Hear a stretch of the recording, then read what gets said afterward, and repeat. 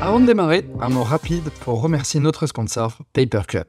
Paperclub, c'est une plateforme de netlinking que vous pouvez utiliser pour acheter vos liens. On en reparle plus en détail au cours du podcast, avec une petite surprise pour vous. Allez, c'est parti. Salut à tous et bienvenue dans l'épisode de Position Zéro, comme d'habitude en présence du grand Luca. Salut Luca, comment tu vas? Hello tout le monde, ça va et toi en forme? Bah écoute, nickel, hein. En plus aujourd'hui on a le plaisir d'accueillir Rémi Nestasio, Head of SEO chez Conforama, que je vais présenter dans les minutes à venir. Comment tu vas? Eh ben au top, la forme et vous, ça va? Superbe, on est très content d'être avec toi là pour ce petit podcast. Donc, plaisir partagé les gars. Trop bien, on va balancer un peu de pépites SEO. Pour resituer un peu le personnage, donc Toulousain d'origine, belle expérience SEO, hein. Ça fait 10 ans, c'est ça que t'es dans le SEO? À peu près, ouais. Avec 7 ans en tant que consultant indépendant, 3 ans aujourd'hui sur le chemin plus Inos, avec Conforama aujourd'hui. Donc gros passionné SEO, moi je te suivais beaucoup sur Twitter, un gros fan, plus que sur LinkedIn d'ailleurs, t'es pas trop sur... t'es un peu... Je suis pas régulier sur LinkedIn, c'est vraiment comme ça, au gré du vent, ça dépend. Donc allez follow, Rémi Nestasio avec sur plaisir. Twitter, c'est des pépites pour la petite anecdote, c'est le craquito français du SEO e-commerce. Moi, je t'ai connu grâce à ça.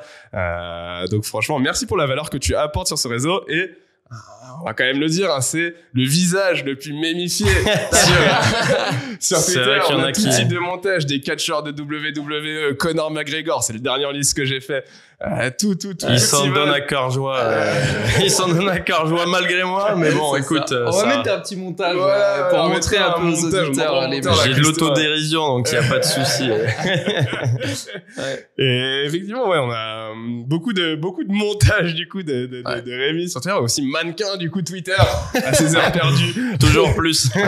On aura une formation bientôt, comment devenir mannequin. C'est ça. Exactement. À 99 € au lieu de 8 000 €, mais juste pendant 24 heures. Accrochez-vous. Pendant 24 heures, c'est tout. Uniquement. Et après, ça repasse à 90 millions. Ouais, exactement. Dépêchez-vous, soyez les premiers. Est-ce que j'ai oublié quelque chose dans cette présentation? Non, ma foi, c'est pour la picture globale, on est pas mal, je pense, on est pas mal. Je ferais quand même un petit quelque chose. Le tatouage. Le tatouage, mais oui. Il faut savoir que Rémi, je pense qu'on le voit à la caméra, mais c'est la première fois de ma vie que je vois un tatouage en lien avec le SEO, mine de rien. Tatouage, il y a d'autres significations, mais il y a pas que. Il y a une petite dédicace, en effet, rank first. Rank first. Rank first. Si ça vous donne de l'inspiration. Exactement. Se positionner premier pour ceux qui parlent pas anglais. C'est ça. Moi, personnellement, j'ai Your Text Guru tatoué sur l'aine gauche. C'est absolument faux. Non, mais la première place ou rien. C'est ça, exactement. Mais ouais, belle présentation. Belle présentation. On va commencer. On va lancer le premier format. Allez, c'est parti, je lance ça. Du coup, premier format, la marmite. Le concept, c'est tout simple. C'est un petit peu comprendre comment t'es tombé dans la marmite du SEO, Obélix, voilà, classique, hein, petite référence bande dessinée. Et puis, première question, comment t'es tombé là-dedans, quoi? Qu'est-ce qui t'est arrivé? Et bien, comment je suis tombé là-dedans? Moi, en gros, j'ai fait des études plutôt orientées web, comme généraliste, un peu d'informatique presque, mais très 360, quoi. Mais du coup, j'ai commencé à apprendre les langages web, etc. Et j'ai eu des premiers projets d'études, on faisait du site. Des projets tutorés, ils appelaient ça là en DUT. J'avais la même. Et, en tech de co, tu faisais tech Non, de moi co j'étais en Céricom, ça appelait. Maintenant c'est MMI, métier multimédia de l'internet. Sur Paname, non, ça c'était Toulouse. Toulouse, ok. Et du coup, pour le coup, premier projet et direct, on a eu des besoins SEO, tu vois, donc on a dû se pencher dessus. En plus d'apprendre un peu à coder les sites, à faire un peu de front et tout. Donc ça, c'était vraiment les premiers, le référencement, ça existe, tu vois. Ok.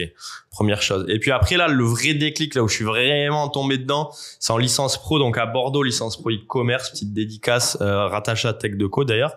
Très bonne licence, très bonne licence pro, en alternance. Et pour le coup, il y avait un intervenant qui s'appelle Jean-Baptiste Joigny, un vieux de la vieille dans le domaine. Petite dédicace aussi avec Thomas Loubat, qui tient une agence à Bordeaux, l'agence Indixit. C'est ce genre d'agence, vous savez, ce genre de petites agences qui fait pas trop parler d'eux, mais qui bossent dans l'ombre depuis toujours et qui font du beau boulot. Allez, on mettra le lien dans la description pour les régaler. Indixit, depuis Bordeaux. Combien de temps?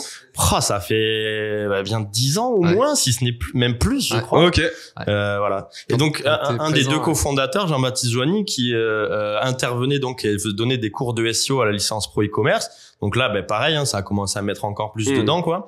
En plus, j'avais déjà des enjeux dans mon alternance. J'étais chez un e-commerçant, donc j'avais des enjeux SEO.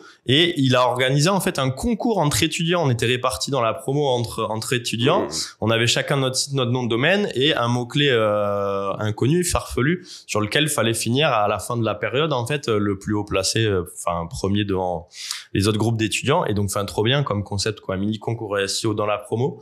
Je trouve ça vraiment génial pour apprendre, pour motiver l'esprit de compète, etc. Et puis d'ailleurs c'était Coalifé, c'était genre du faux café en fait. C'est un nouveau nom pour parler de café. Et puis dessus j'ai direct commencé à faire le gros cochon, quoi, à faire un site à troller dessus. Je me souviens, j'avais fait exprès de faire un site pas responsive pour montrer qu'on pouvait ranker en s'en foutant un peu des guidelines SEO, tu vois. Déjà au début j'étais comme ça, un peu coquin, on va dire. Avec des conneries dessus. J'avais mis du texte c'était en cours, hein, c'était un projet de cours de licence pour. J'avais mis du texte cyrillique que Google lisait pas, en parlant de Viagra avec des paragraphes qui parlaient de Viagra et tout, et en montrant que je pouvais ranker quand même sur mon truc, même en disant Viagra pas cher, tu vois. Enfin, bref, je faisais que des gros trolls comme ça. Là, tu vas sortir du podcast, du coup. Voilà, t'en as trop dit, c'est terminé. Allez, dehors. Allez, dehors. Merci d'être passé, va boire ton café, barre-toi. Bon retour sur Toulouse. C'est clair. Allez, le Stade Toulousain au passage. Non, mais voilà. Et donc, en gros, c'est vraiment ce concours, en fait, qui a été vraiment l'élément déclencheur passion qui a fait que là, je suis parti à fond dedans, mode 3 heures de veille par jour. Voilà. Génial. C'était parti, quoi. Ouais. Et du coup, est-ce que t'as gagné ce concours? C'est quand même la vraie question. Et question. alors, on avait gagné ce concours. Bah oui, bien sûr, on avait gagné ce concours. On avait. On avait gagné ce concours. Bon, voilà, après, c'était facile. C'était dans une promo. Et d'ailleurs, je crois que le site, il est toujours en ligne. Si vous tapez Coalif, je pense. Après, c'est pas concurrentiel, hein. Et d'ailleurs, mon site Coalif Rockstar, je pense qu'il ressort. C'est un truc, c'est dégueulasse, hein, mais c'est. On commence tous quelque part. Hein, exactement. Moi, j'avais jamais entendu parler de termes SEO en DUT ou même en école de commerce. Rien du tout, donc c'est bien de faut démarrer quelque part. Et c'est vrai que c'est top, ces professeurs qui mettent ça en avant et qui passent ça sous le format concours. C'est de la mise en pratique, de la compétition, donc ça pousse à on se taquinait, on se chambrait entre potes dans la promo. Voilà, donc ça fait tout, tu vois, ça fait une vraie émulsion. Puis ils nous mettaient à disposition des serveurs, des noms de domaine avec des partenaires, je sais plus qui à l'époque. Et bref, et du coup, tu vois, ça te met vraiment dans le bain. Tu dois tout faire de A à Z. Trop bien. En équipe, tu vois. Donc t'en as un, il faisait plus la rédaction, l'autre plus ci, plus ça. J'aurais adoré faire ça. Top. Moi aussi. Jamais eu de concours comme ça, tu vois, mais j'aurais beaucoup aimé. C'est clair. Et c'est vrai que, tu vois, le premier, systématiquement, conseil que je donne à quelqu'un qui veut essayer d'apprendre le SEO, plus que, tu vois, un choix d'aller bosser dans telle agence ou autre, parce que je saurais même pas quoi conseiller, c'est en fait d'essayer de créer ton site, de te donner des objectifs, tu prends un sujet qui te passionne et t'y vas, et ce genre de concours, c'est pour se mettre au SEO, il y a pas de secret, hein. Voilà, pour être avant d'être un bon architecte, faut être un bon maçon, comme on dit. Donc, faut bricoler, faut avoir ses sites, faut faire des tests. Et c'est ce que je se planter. Bon, je vais pas vous faire la rengaine de l'échec, tout ça, mais voilà, on va pas commencer comme ça directement. Mais c'est ce que je disais tout à l'heure avec Nico, tu vois, de CMJ. C'est que moi, je suis beaucoup plus inspiré par un mec qui va lire un livre et qui va tout mettre en place qu'un mec qui va en lire 10 juste pour dire j'ai lu tout le truc, tu vois. Pourquoi? C'est bien de lire les guidelines Google, lire des blogs, mais meilleure façon de faire en SEO, il n'y a pas de secret sur aucune requête, c'est test, learn et iterate. Test, expérience, bien sûr. Et cette expérience, il n'y a pas personne. La théorie est importante aussi, quand même, tu vois, quand tu fais du conseil client, etc. Pour l'évangéliser, quand même. C'est un sujet que tu aimes bien aussi, l'évangélisation auprès des équipes. Et si on pourra en reparler un petit peu plus tard dans la question. Mais nickel, mais très intéressant. Et du coup, qu'est-ce qui te plaît là-dedans, tu vois, dans le SEO? Qu'est-ce que t'as dit, ça a démarré très vite, c'est devenu une passion. Ouais, mais j'ai pas. Alors, ce qui me plaît, ce qui me passionne de le SEO et ce qui fait que j'y suis encore, ça a pas mal évolué, je pense, honnêtement, ça a pas mal évolué. Au début, c'est la fougue, c'est la passion, c'est de creuser, de découvrir en fait un monde immense avec des sous-spécialités, d'ailleurs un monde qui continue sans cesse de grossir en fait, avec vraiment il y a des sous-métiers pour moi dans le SEO maintenant, réellement ça c'est ultra professionnalisé là en 10 ans que j'ai vu traverser, et ceux qui ont 20 piges de SEO ils doivent encore plus l'avoir vu, mais c'est ça, c'est qu'il y a c'est hyper vaste en fait le SEO. Et quand tu fais du SEO, c'est très transverse, c'est plugué à plein d'autres services ultra intéressants, d'autres spécialités, l'UX, machin, etc. Et où est-ce que je voulais en venir? Je sais plus. Stade Toulousain, je crois. Pourquoi t'aimes autant ça? Rien compris. C'est un podcast rugby. On va faire rentrer Laurent Blanc qui arrive. Bah oui, qu'est-ce qui me motive dans le SEO, qu'est-ce qui me passionne? Et ben, en fait, au début, c'est ça, je l'ai encore, tu vois, un peu l'adrénaline de la position. En fait, c'est de voir le résultat concret de ton taf, quoi. T'optimises une page, tac. hop, tu pousses à l'indexation, tu fais ci, mais hop, tu mets du mail, c'est des liens, et tu le vois, et un matin, hop, tu sais, le petit réflexe à l'ancienne du SEO, tous les matins, tu checkes tes positions, hop, tu vois ton plus gros, plus 3, ton plus 10, ton machin, et il y a un côté un peu excitant, pour pas utiliser d'autres mots plus vulgaires, mais, mais c'est vrai, il y a un truc, voilà, et ça, c'est vrai que c'est un truc au début, voilà, c'est la fougue là-dessus, c'est la passion, ça fait kiffer. Maintenant, c'est vrai, bon, je veux pas faire le mec blasé, tu vois, je regarde encore mes positions, je suis toujours encore content quand j'arrive dans un top 3 sur un mot-clé à 200 000 de volume. Bon, ça m'excite toujours, mais moins quand même, honnêtement. Maintenant, voilà, ce qui me passionne plus dans ce métier, et c'est l'évolution que j'ai fait dans ma carrière, c'est plus, voilà, des aspects plus de gestion de projet, des gros projets de fond complets. Et que quand ça part en prod, bon, ben, t'es fier de l'avoir fait. Et puis quand tu vois que ça marche, tout ça. Puis après, c'est aussi les chiffres, hein. C'est, voilà, ça fait des gros chiffres.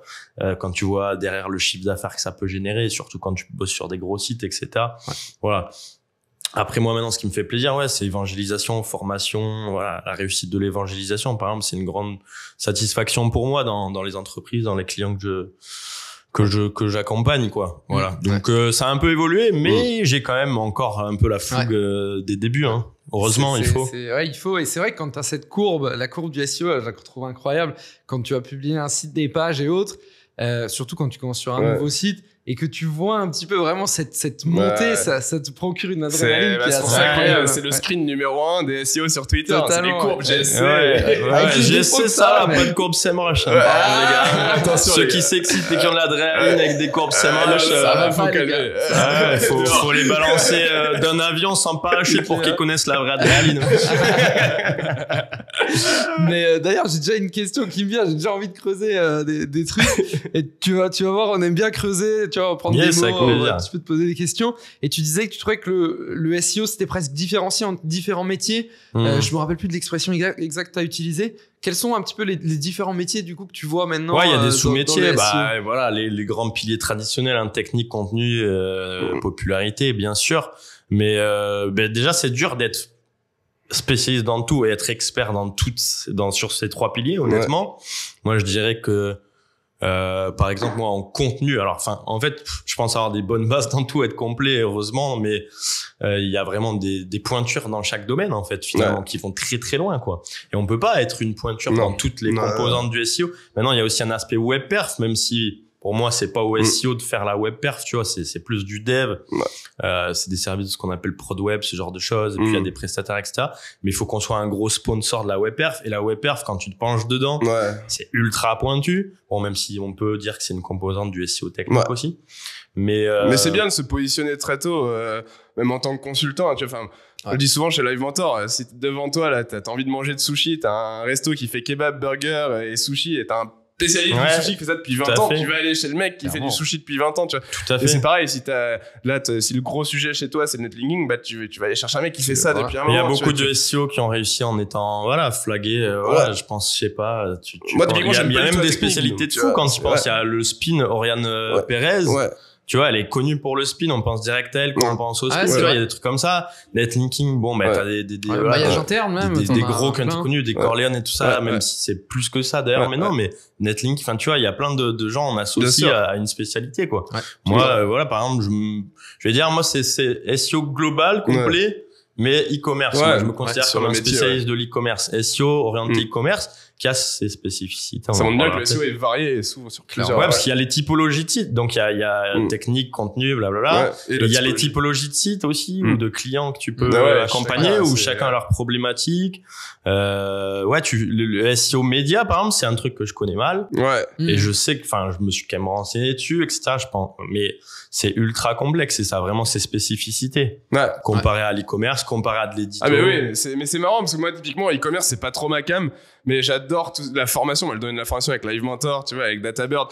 J'adore quand il y a beaucoup de contenu, un gros blog informationnel, éducationnel, tu vois. Et j'ai un peu plus de mal avec la technique, un peu plus de mal, tu vois. Mais c'est des sujets que tu dois te maîtriser quand même. Pilier technique, pour moi, pilier SEO actuel le plus sous-coté, qui est passé derrière, en fait, qui est plus du tout sur le devant de la scène comme il a pu l'être à certaines périodes. Maintenant, on parle que de contenu de netlinking sur les réseaux. Bon, c'est aussi Il y a l'écosystème C'est plus plateforme, facile de parler de vendeurs, contenu. etc. aussi. Bien hein, sûr, ouais. Qui vont le il y a mettre un en gros avant. écosystème Ouais. de vendeurs de liens, C'est de leur contenu, ouais. donc forcément, on entend beaucoup parler. Mais en réalité, le SEO technique ultra c'est sous-coté. sous-côté de ouf. Ouais. Euh, surtout pour des gros sites, hein, je peux vous assurer Ouais. que ça, c'est Ouais. pour moi le plus important. Mais Ouais. bon. Et Ouais. d'ailleurs, si la technique vous intéresse et autres, que même si vous avez appris un peu à coder ou autre, c'est très très recherché un SEO technique ou Ouais. un spécialiste du SEO technique. Qui sait parler avec des devs au Ouais, Ah, moins. mais c'est clair, c'est Totalement. clair. Et on en Totalement. avait fait les frais chez Live, comme j'avais dit tout à l'heure. Ça, on avait focus à fond sur le contenu, justement, et la popularité. On avait complètement mis de côté le côté technique. Et on se retrouvait à 2 ans après à boucher plein de trous, des liens cassés, Mais des c'est la redirections des base, en 404. fait. Et du coup, c'est du temps quand tu perdu de reprends ouf. les basiques du SEO, Ouais. faut que ton site, avant toute chose, il soit correctement Bah ouais. crawlable et compréhensible Clairement. pour les bots. Hmm. Bon, mais voilà, technique. Et puis après, tu te rends compte que même, il y a quand même des belles corrélations entre l'état de santé technique d'un site Bien et sa sûr. visibilité. Bien sûr. Ouais. Enfin, moi, j'ai observé enfin, surtout sur des gros sites, hein. Ouais. C'est un truc de fou. Avec Après, le je fait dis pas, ouais. un petit WordPress de 10 pages. Des fois, La rien que le fait de technique, faire elle des va pages passer au journalistes qui second servent à plan, mais rien. bon. Tu vois, le fait de dégager des pages de l'index, ça va rien, ça va Ouais, ça tirer peut, les ça autres vers peut, le haut, enfin, ça peut. des petits quick wins, hein, sur les vitesses de chargement, virer tes 400 Bah après, qui voilà, servent à quand rien, je dis mais- SEO technique, sous-côté, bon, c'est aussi, faut dire, des fois, il y en a aussi qui se font paradoxalement, à contrario, ils se font trop chier pour du SEO technique sur des détails. Voilà, je vois des gens se prendre le chou pour faire de l'obfuscation sur des WordPress Oui. de 10 pages. Les gars, détendez-vous. Ouais, calme. Ça vous apportera rien. Hmm. Mais après, sur des gros sites, voilà, là, c'est des chantiers game breaker. Donc, voilà, c'est toujours, c'est selon les sites, etc. Ouais. Bon, Le fameux, ça dépend. Tu peux nous définir un peu l'obfuscation pour nos auditeurs qui L'obfuscation, connaissent pas forcément. l'obfuscation, en gros, ça consiste à planquer, enfin cacher un lien à Google, au bot, quoi, c'est-à-dire à ce qu'il ne soit plus crawlable pour les robots et qu'il soit toujours Indexé. accessible aux utilisateurs et fonctionnel pour les utilisateurs. Et donc ça permet à faire en sorte de un peu guider en fait le crawl des bots pour qu'ils se concentrent sur les pages stratégiques, les liens stratégiques, plutôt que sur les liens dits un peu parasites pour nous SEO, quoi, qui sont plus des liens fonctionnels en fait. Voilà. Typiquement, un lien mention légale qui va être positionné Non, sur ouais, une non. page. Moi, je l'obfusque pas. Ça, c'est, tu vois, très typique, intéressant. hein. Non, moi, j'obfusquerai pas un lien mention légale, tu Ouais. vois, Tu typiquement. le no-index. Non, non plus. Moi, non. Ça, pour moi, c'est légitime d'avoir une page mention légale. Indexé, ça fait partie ouais. d'un site, de son identité. C'est aussi légal, Ouais, d'ailleurs, hein, Ouais. comme son nom l'indique. Et non, du tout. Par contre, je vais faire des choses un peu plus malines. C'est aller sur la page de mention légale, mettre mon petit bloc de lien vers mes top pages stratégiques. Parce qu'en effet, les mentions légales reçoivent beaucoup de jus, vu qu'elles sont linkées en footer. Voilà. Mais L'obfuscation, non, c'est- offusquer une mention légale, Ouais. moi je trouve pas ça Ça naturel. se fait je trouve beaucoup que ça sur fait les pas parties sens. Mais app. après, ça c'est moi. Tu vois, t'arrives sur la home d'un site, mettons, il y a une partie app où il y a beaucoup de personnes qui cliquent sur l'app, mais il y a aucun intérêt SEO parce que du coup, c'est les personnes qui ont payé, par exemple, pour le produit ou la formation. Bah, il y a beaucoup de sites qui offusquent du coup cette partie app parce qu'elle a aucun intérêt pour le. Pourquoi pour le pas SEO. Pourquoi pas Ouais, Mm. moi je vois sur des sites e-commerce, des gros sites, chez Conforama, on a tout un tas de features. Vous imaginez bien, en pagaille des partenaires qui se plug, des trucs, Bah ouais. la marketplace, les trucs. Ouais. Donc t'as par exemple sur la fiche produit, t'as un bordel monstre, quoi, tu vois. Et donc t'as des liens vers des pop-ins, des trucs d'infos, voilà, qui font du duplicate, qui font des spider traps, ce genre de choses, des pièges à crawl. Bon, mais là c'est intéressant d'obfusquer. Et puis en plus, voilà, on est sur une marketplace, donc des millions de produits. Donc tu vois, c'est l'effet boule de neige. C'est parce que c'est pareil, obfusquer un lien sur un site, ça sert à rien. Après, si tu obfusques un lien qui est présent sur le template de 1 million de pages, là, voilà, niveau page rank, distribution de page rank interne, là, ça va. Tu vas avoir des effets, quoi. Ouais. Très clair. C'est très clair. Et surtout, je pense qu'il faut préciser aussi, et ça, c'est quelque chose, c'est que quand tu commences à faire du SEO, il faut aussi être conscient de ce que tu as. Est-ce que tu as un site de 1 million de pages Tout à fait. ou est-ce que tu as un site de C'est pas 100 le même pages, métier. un site de 1000 pages Ouais. C'est pas du tout le Ouais. même métier. C'est pas le même Et métier. Vraiment, voilà. c'est carrément pas le même métier. C'est c'est pour ça. ça que je Grave. disais que ma passion et ce que j'aime sur le SEO, ou tu vois, ou mon quotidien, il a évolué, mais il évolue en fonction de la taille du site sur lequel tu bosses, en réalité aussi pas C'est mal. clair. Et des équipes, en fait, avec qui tu Yes. bosses. Ouais. On Trop va bien. pouvoir passer au. Attends, il en manque une. Il t'en manque une. ouais. Il t'en manque une, Ouais. c'est vrai. Ton meilleur souvenir depuis que tu fais du SEO Ouh, c'est chaud, ça. Je crois, c'est d'avoir été premier sur Capote Original. Devant le roi de la capote, devant le roi de la capote. Non, je plaisante, je rigole, je déconne. La découverte Stasio. Non, je sais pas, j'en ai pas un en particulier qui me vient, mais c'est des petites réussites à la con comme ça. Ouais. Ouais. Je sais pas, à une époque, je me retrouvais pas mal à bosser sur des trucs un peu sexy, on va dire. Tu vois. Des milieux d'ailleurs où t'apprends beaucoup parce que très concurrentiel. D'ailleurs, dans le porno, le SEO, le porno, j'ai dit le mot-clé porno, j'espère que ça va pas vous shadowban votre podcast. Non, ah oui, c'est vrai. Non, je rigole. Sur YouTube, là, comme ça. Interdit au moins de 10. Ah, mais il y a un trafic monstre. Bienvenue sur le podcast. On va continuer. Non, ouais, c'est vrai c'est des secteurs sur lesquels on apprend beaucoup aussi parce qu'il y a moins de filtres et les SERP sont spécifiques, etc. Mais bon, bref, qu'est-ce que je voulais dire? Ouais, non, je sais pas, c'est des petites réussites comme ça, sur certains mots-clés, c'est des souvenirs, ouais, des gros jalons de ma vie, de changements de carrière. J'en ai pas un en particulier. Non, je crois pas que j'en ai un en particulier.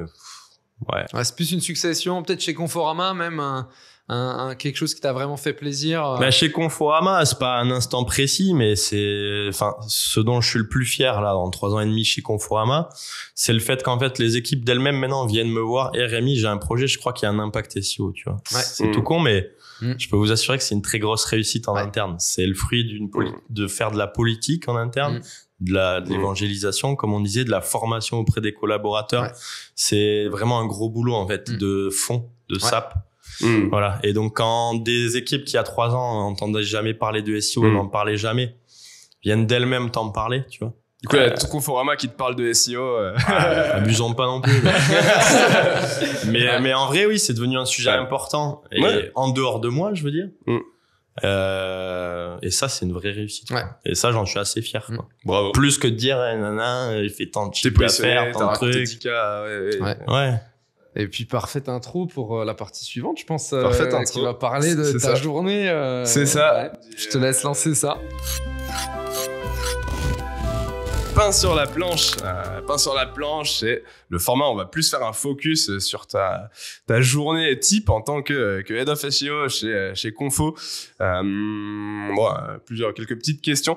La première, c'est quelle est pour toi, là, si tu te réveilles le matin, t'arrives, t'ouvres ton ordi, tu poses ton sac, quelle est la journée type que tu fais et quels sont les premiers réflexes que t'as et comment un peu ça se passe sur ton quotidien de SEO?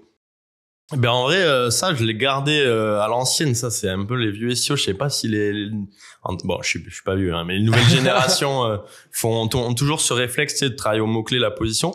Mais j'ouvre vraiment Monitorank pour les positions. Hop, dédicace à Monitorank. Monitorank, outil de suivi de mots clés, voilà, suivi de positionnement. Tout à fait, très bon outil, sérieux, avec de la souplesse, ils sont dispo. Franchement.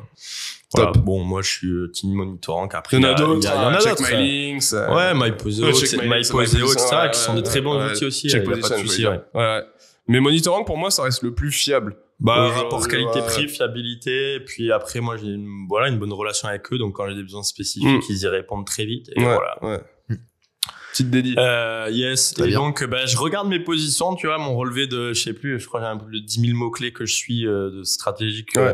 Chez Confo, je regarde les grosses variations de position par groupe thématique, tu vois, pour voir si c'est pas passé une merde, quoi, tout simplement. C'est du monitoring, hein, au cas où de l'alerting, entre guillemets. Et après, pareil, Systrix, Team Systrix, voilà. Je regarde l'évolution de mon indice de visibilité aussi c'est encore un truc encore un peu plus macro, tu vois, pour savoir où t'en es. Et indice de visibilité, Systrix, c'est un très très bon indicateur de ta santé SEO à un instant T, vraiment. On en reparlera peut-être si on a l'occasion, là, de parler outils. En tout cas, moi, je bosse avec ça. C'est vraiment mon KPI mètre, en fait, d'état de santé. Plus que la charge console que de regarder les clics, parce que les clics, les volumes d'impression, ça change avec la saisonnalité, avec la journée, avec les événements, les soldes, les trucs. Ça te donne pas forcément une indication, en fait, de est-ce que ton site perd en visibilité ou non, alors que l'indice de Systrix, oui. Donc, c'est mon petit check du matin en buvant le café. T'allumes les deux Monitorank Systrix, tu regardes tes positions, si c'est pas passé de trucs bizarres, tu regardes ton indice de visibilité pour voir une update Google. Ça a encore flingué les petits éditeurs de sites et les sites e-commerce en ont encore profité. Cool. Allez, bingo! Petit même à venir. Et hop, des guides et des comparateurs à moins zou. Ciao. Laissez-moi mes descentes produits. Là, je taille, attention, je vais pas me faire des copains, mais sur Twitter, il y a que des éditeurs. Mais je l'ai vu, il arrive avec un nerf dans la poche, prêt à tirer. Oui, d'accord. Il est tous les ans, ils rigolent pas, généralement. Ils ont le sang chaud. C'est clair, c'est clair. Aïe. Et du coup, après ça, Ouais, après, les mails, moi, dans ce poste, enfin, voilà, en responsable SEO dans ce genre de boîte, tu reçois beaucoup de mails, et puis les réunions, en fait, t'es rythmé par les réunions, voilà, les grosses boîtes comme ça, il y a un peu la fameuse réunionnite aiguë. Alors, pour le meilleur comme pour le pire. Caris. Ouais, voilà. Mais en fait, c'est la gestion courante, quoi, tu vois. Et puis, après, en fait, c'est une organisation, t'as des instances, en fait, qui sont positionnées avec les directions, avec la DSI, avec les devs, avec d'autres services. Tu vois, donc t'as un rythme et t'as une routine de réunion et d'instances qui te prend pas mal de temps. Il faut justement avoir une organisation pour se réserver des créneaux où tu vas bosser sur du run, quoi, en fait. Tu sais, du vrai run, quoi. Ouais, bien sûr, ouais. C'est vrai que le côté réunion, qu'on connaît plus trop. On connaît plus, c'est vrai que ça peut parfois être chronophage. Je me souviens quand j'étais chez Havas, en Australie, des réunions, des fois de 4 heures avec 30 personnes, mais t'en avais 4 qui parlaient, tu vois. Ah ouais, non, parfois c'est infernal. Énorme. Et puis un truc que t'apprends aussi, c'est refuser des réunions aussi. Dire non, ça sert à rien d'être présent. Dire non, ça, moi là maintenant je dis non à tout. Non, j'ai failli dire non au podcast. Il y a le PDG de Confo, il me dit je veux un one-to-one. Je fais non, tu attends. Non, mais d'ailleurs, tu parlais avant justement d'évangélisation et autres. Qu'est-ce que tu as mis en place? Parce que ça, je pense que c'est un sujet pour pas mal d'auditeurs, tu vois, ou d'auditrices. En fait, je veux convaincre qu'il faut faire du SEO, je veux convaincre que je veux plus de budget. Comment je vais réussir à évangéliser, un vrai à former défi, les gens? Un vrai défi. Alors, il y a une chose simple qui ça paraît tout bête, mais on constate son efficacité à chaque fois. C'est que si tu vas choper les gens un peu un par un, tu vois, entre guillemets, en direct, que tu les contactes et que tu leur fais une présentation, une mini formation dédiée à eux, mais ils vont être quasiment systématiquement intéressés, ils vont se sentir impliqués et ils vont s'investir après pour toi, tu vois, avec toi. Ouais. Et déjà c'est la première recette, c'est ce que j'ai fait chez Conforama. Bon, le temps de s'installer, d'arriver, de se mettre en place, de s'intégrer, tout ça. Mais ça a été en fait de rencontrer tous les services en fait qui peuvent avoir de l'importance pour le SEO, pour moi entre guillemets.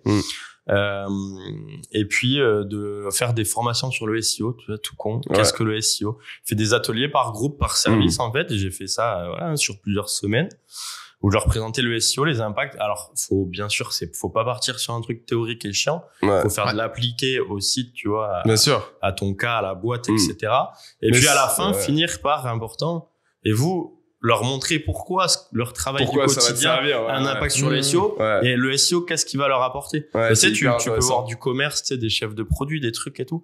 Tu finis le truc par leur dire, si vous m'aidez en fait sur ça, vous allez augmenter les ventes de votre vertical produit. Et puis là, forcément, tu leur dis ça, tu les intéresses. Tu les galvanises. Mais c'est pour ça très très très important. On en parle souvent pour nos auditeurs que en fait ça sert à rien de faire du SEO pour faire du SEO. Et un bon SEO, ça se greffe à une strat marketing et commercial globale, tu vois.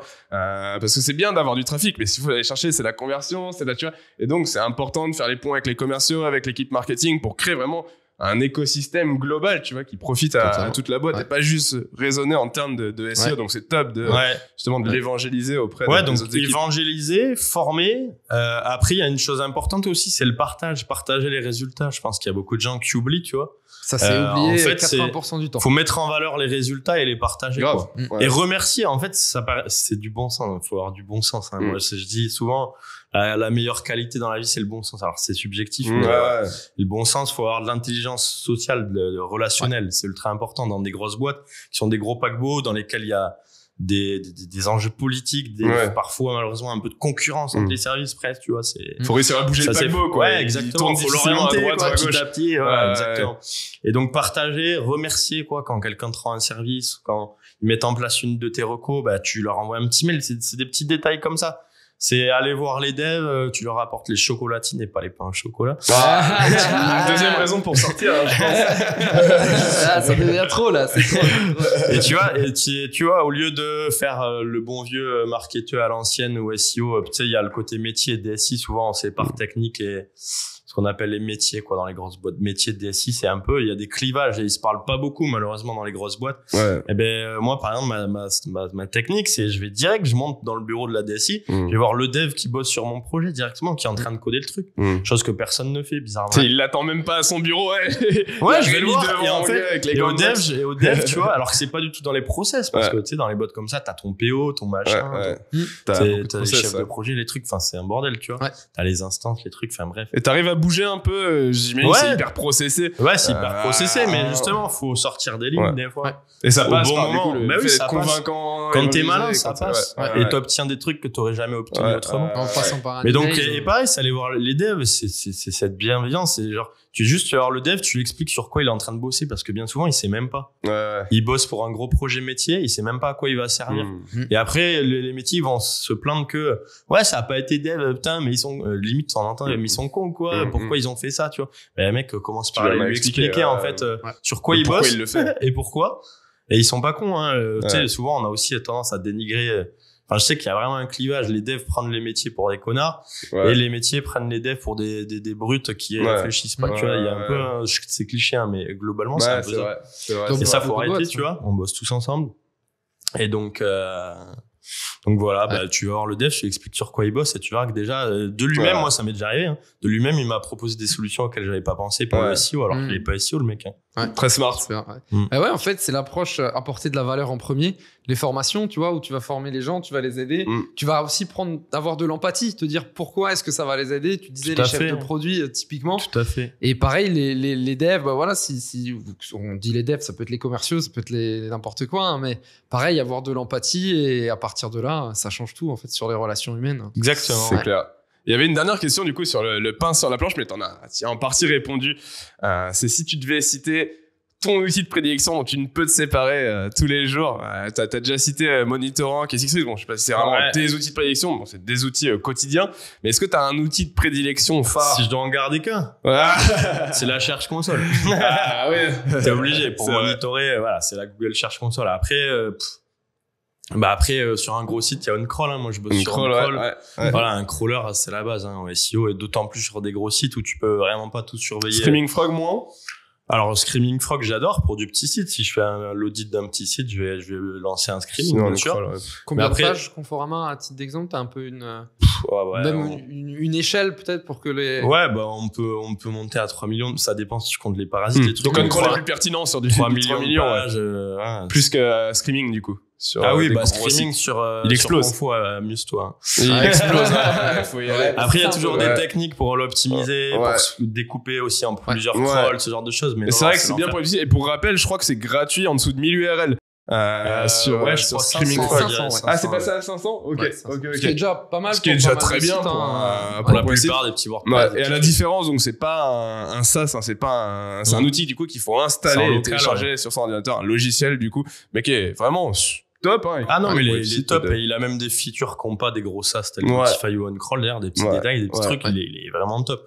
Après, pour de la masse, de la visualisation, du confort, voilà. Puis après, il y a l'analyse de log intégrée aussi dans OnCrawl, ce qui est quand même très important. On n'en parle pas beaucoup non plus sur la scène, ça, de l'analyse de log, mais pourtant, tous les SEO sur des gros sites en font quasiment. Est-ce que tu peux nous raconter un petit peu justement ce que tu fais, l'analyse de log pour les auditeurs? L'analyse de log, ça te permet vraiment de voir qu'est-ce que le parcours de Google, qu'est-ce que Google réellement visite sur ton site.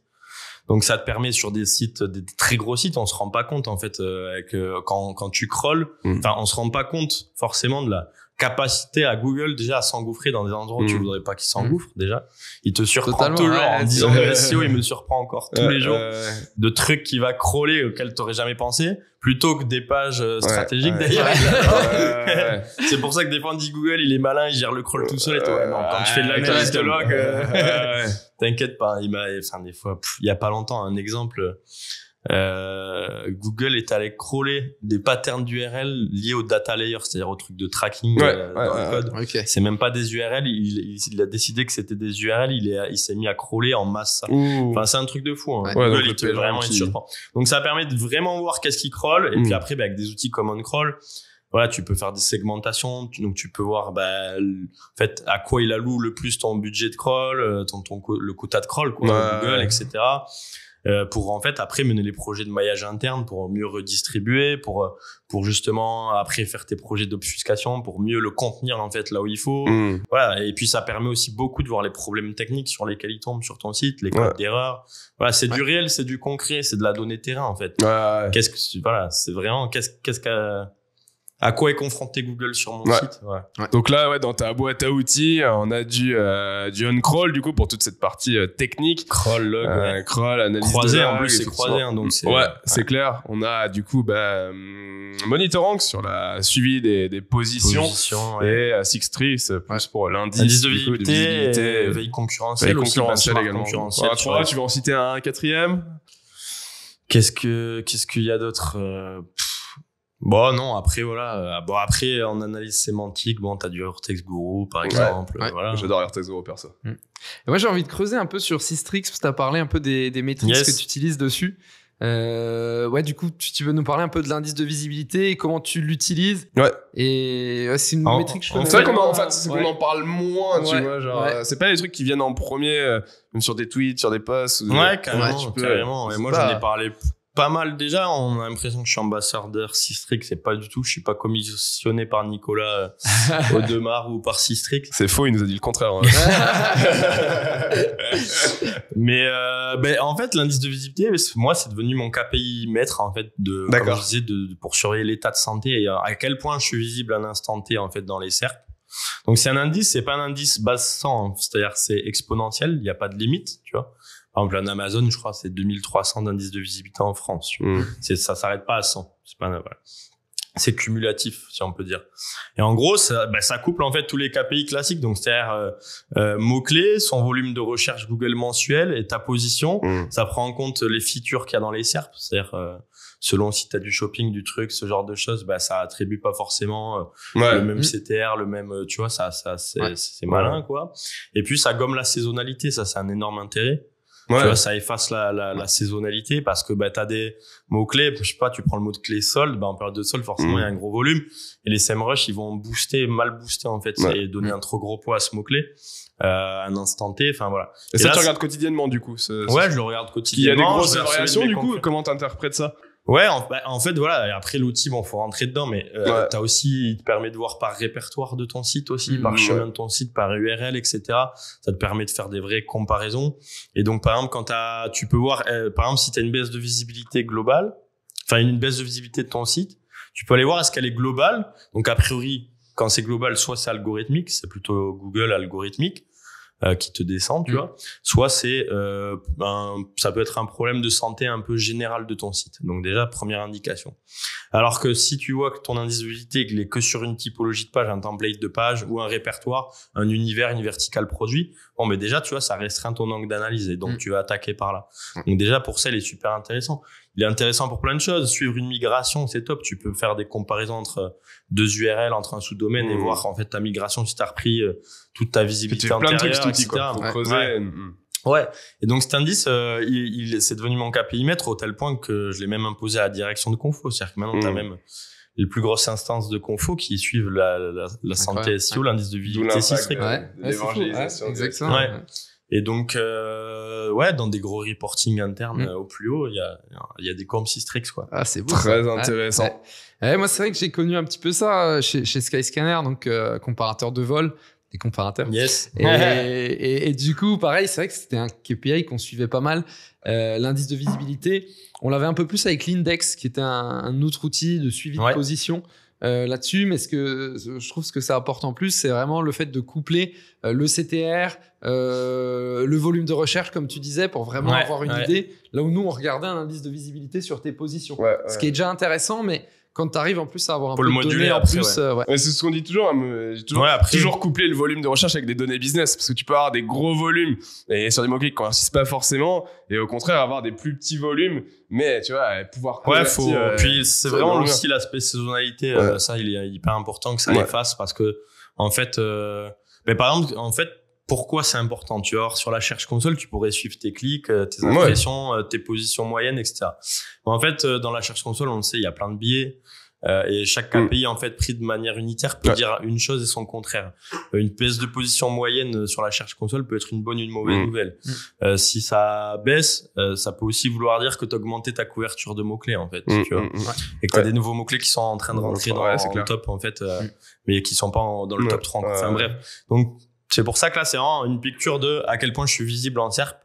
Et à quel point sur mon marché je suis visible en SERP en fait, tu vois, et à comparer à ses concurrents, etc. Ok, donc Sistrix. Ouais, Sistrix, ouais. Et Search Console, du coup, on mettra dans le lien en description. Ouais.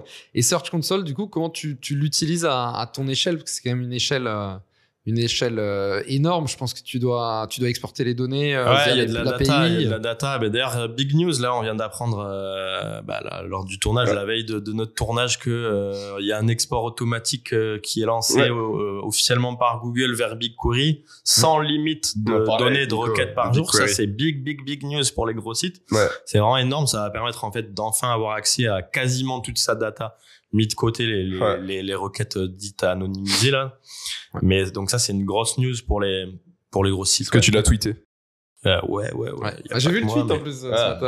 Twitter. Ma petite veille matinale dans le Airbnb. Mais du coup, dans la Search Console, quand t'as beaucoup de requêtes, nous on est positionné sur des dizaines de milliers de mots-clés, enfin même centaines de milliers. Forcément t'es limité à 1000 dans la Search Console, donc voilà. Bon après honnêtement au quotidien ça suffit pour suivre de façon macro, hein. Honnêtement sur les gros sites tu t'es pas toujours à regarder dans le détail à tel mot clé, tu suis pas ce mot clé à quelle position je suis aujourd'hui, hein. Tu regardes des grosses pictures globales par vertical produit, par template, par très intéressant. Ultra intéressant. Et nous pouvons. Et Search Console, outil de base pour toute taille de site, quand même, c'est quand même là que certaines alertes sont pas toutes pertinentes. Il y a certaines alertes qui sont bullshit, mais globalement, voilà. Et c'est gratuit. C'est là tes données d'indexation, c'est gratuit, tout à fait. Voilà, puis c'est quand même assez fiable, hein.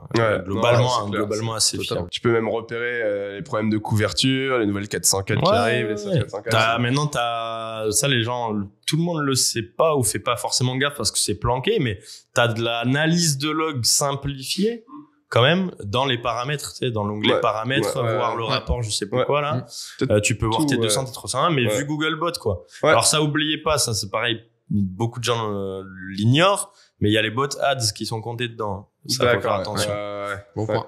C'est pas que du bot SEO dedans. Il y a notamment Google Bot, c'est shopping, etc. Bon, bref. Mais c'est bon à savoir. Mais bon à savoir qu'on peut tout faire, même regarder ces liens avec le rapport de liens. Tout est possible avec c'est un lien qui remonte pas dans la Search Console. Typiquement, c'est vrai, quelqu'un qui est un peu débutant, ou même niveau intermédiaire, qui se lance, qui a pas forcément l'argent pour acheter des dizaines d'outils, la Search Console, c'est le premier truc à installer parce que tu as un nombre de données qui vont te servir et te permettre d'avancer. C'est extraordinaire. C'est clair. Ouais, très bien. On passe à la roulette du SEO. Une petite roulette. Allez, jingle.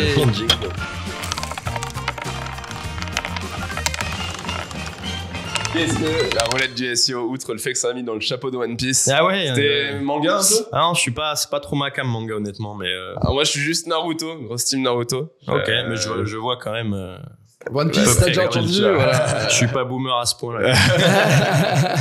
Je vais le mettre dans la description, légèrement boomer. Légèrement boomer.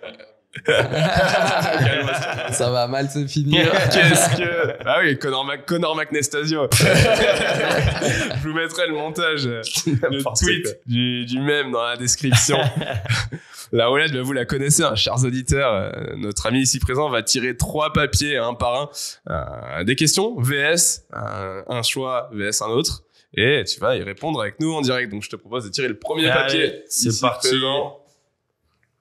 Je sais pas si Nico avait mélangé. Non, mais j'ai mélangé entre les deux épisodes. Ton dernier succès SEO.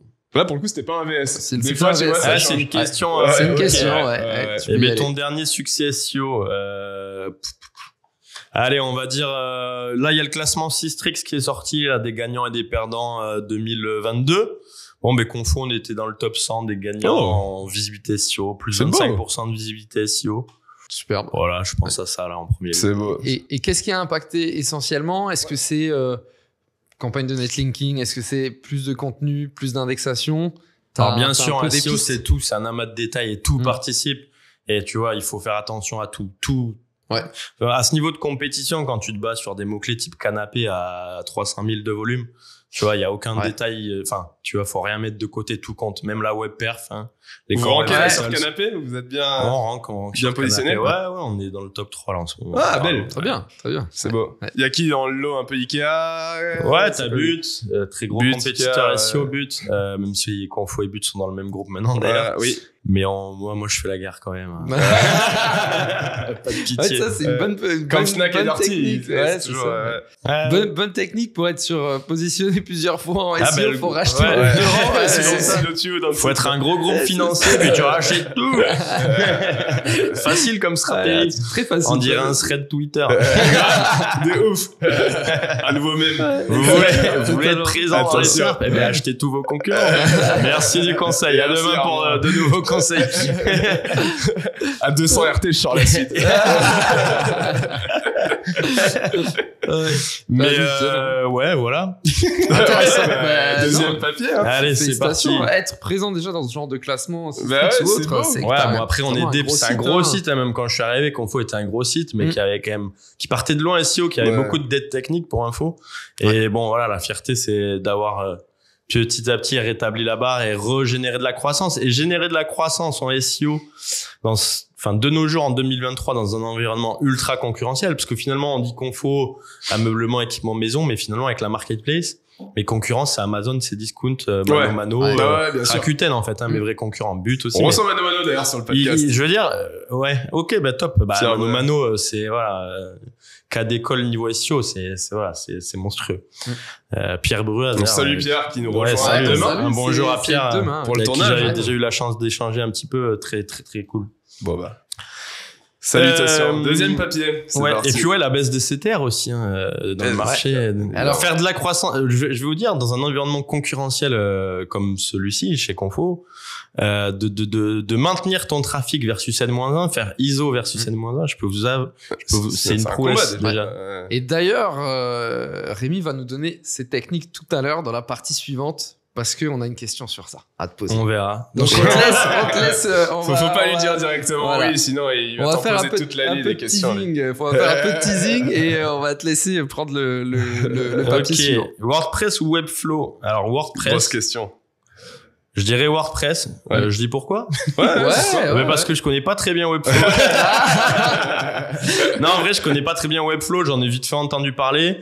Les quelques retours que j'ai eu étaient pas très positifs en plus, il me semble. Et puis, je connais beaucoup mieux WordPress. Ouais. Bah, moi, pour avoir bossé un peu sur Webflow, moi, je vois Webflow un peu comme le petit hipster, tu vois, qui est du site internet, qui arrive, qui est stylé, qui est cool, que toutes les startups veulent tester. Après, moi, je dirais, je suis team WordPress, live montant. C'est du WordPress. Moi, j'ai beaucoup taffé sur du WordPress, donc. Ouais, moi aussi, classique, WordPress. Bon, voilà, c'est la bibliothèque de plugins, c'est toutes les ressources que t'as en ligne. C'est ce que tu veux. Voilà. Team WordPress convaincu aussi. Même, je pense, quelqu'un qui lance un site, qui démarre, WordPress, ça reste le truc. Non, mais WordPress, surtout en from scratch, parce que WordPress, on l'associe aussi beaucoup au thème, au builder, maintenant, Elementor et compagnie, ou au plugin et tout, mais même un WordPress à l'ancienne, tu le prends, tu mets un thème. Moi, je me souviens, j'avais commencé WordPress. J'avais commencé le dev front, web design, on va dire, avec une agence en stage. Il m'avait foutu un thème qui met tout à blanc et t'as plus que la boucle WordPress, tu vois, à poil. Et après, il m'avait dit, maintenant, démerde-toi et t'intègres la page, tu vois. Mais tout ça pour dire que WordPress, tu en fais ce que tu veux. T'as un cœur, t'as le corps de WordPress avec la fameuse boucle, quoi, de chargement du contenu, quoi. Et tu peux le faire from scratch ultra propre et ça tourne. Et puis tu peux monter, si tu devs toi-même, tu peux monter sur des gros volumes. T'as des WordPress, New York Times, c'est du WordPress, je crois, si je dis pas de conneries. Donc WordPress, il est ce que t'en fais en fait. Totalement. Et du coup, Conforama, quel truc in-house CMS, SAP Ibris, grosse de SAP, là, le truc de RP, au RP CRM, ils ont ce truc cloud e-commerce, quoi, un peu comme Salesforce, ils ont leur CMS e-commerce. Donc, grosse usine à gaz, pas SEO pour un sou, le régal, quoi, voilà, ce qui fait que tu te retrouves justement en arrivant sur des grosses CMS comme ça, en fait, à repartir sur des basiques de ouf. Et en 3 ans et demi, voilà, j'ai dû faire développer des outils pour pouvoir gérer des gros basiques SEO, quoi. C'est de la dette technique, en fait, que tu dois résorber. Non, c'est hyper... Tu sais, c'est genre, t'as des pages, tu peux pas te toucher à la title, quoi. Tu vois, t'arrives. Ok, en back office, je peux pas modifier la title de cette page. Cool. Comment je fais? Je vais quand même pas devoir monter un projet qui va sortir dans un release dans 4 mois pour modifier cette taille. Donc tu montes des projets qui te permettent d'avoir les outils pour gérer par import massif. Enfin tu vois, c'est un bordel et ça fait partie du métier de SEO tu aurais donc des thèmes WordPress e-commerce à recommander à nos auditeurs ou pas que e-commerce hein, mais des thèmes. Des thèmes. Non, je sais pas, non, pas trop non. Moi, je suis team sur mesure moi. Ouais, team sur mesure. Thème sur mesure avec un bon intégrateur. OK. Tu développes un peu, tu codes un peu ou non, honnêtement, je suis pas plus voilà, j'ai les bases, je sais lire du code, je sais en faire un petit peu. Après, j'en fais plus trop, voilà, c'est plus mon métier non plus, quoi. Mais je sais, enfin, j'ai fait de l'intégration, comme je vous disais. Je me maintiens sur les nouveaux langages, on est obligé, voilà. Mais j'ai pas besoin de beaucoup plus, en fait. Oui, non, c'est clair. Allez, troisième papier. Allez, tu peux tirer. Hop, roulement de tambour. Trustflow ou domain rating? Non, je veux dire domain rating. Domain rating, c'est le truc d'Ahrefs. Ouais, c'est ça. DR. On aurait pu mettre domain authority de DA Moz, aussi, voilà, mais voilà. En vrai, les deux, je m'en fous.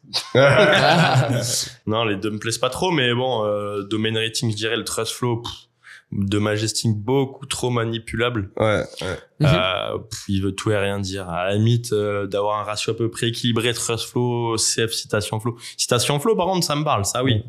CF, ça c'est un truc que je regarde. C'est vrai que le DR, même si tu compares le DR entre Ahrefs et SEMrush, tout le temps, j'ai remarqué qu'il est 10 fois, enfin, il y a 10 points de plus sur un Ahrefs que sur celui de SEMrush. Donc, c'est biaisé sur certains points, tu vois, les domain ratings. Ouais, je sais pas. Moi, citation flow, je veux bien, Trustflow, bof. Domain rating, honnêtement, je l'utilise pas trop. Après, t'as le TA aussi, Traffic Analysis, où tu fais nombre de mots-clés divisé par le trafic. Et si t'es au-dessus, je crois que t'es au-dessus de 1 et en dessous de 1. Et t'as un score au-dessus de... Je sais plus trop le calcul, c'était Steve Toss. Quand pareil, je sais pas si tu suis un peu Steve Toss.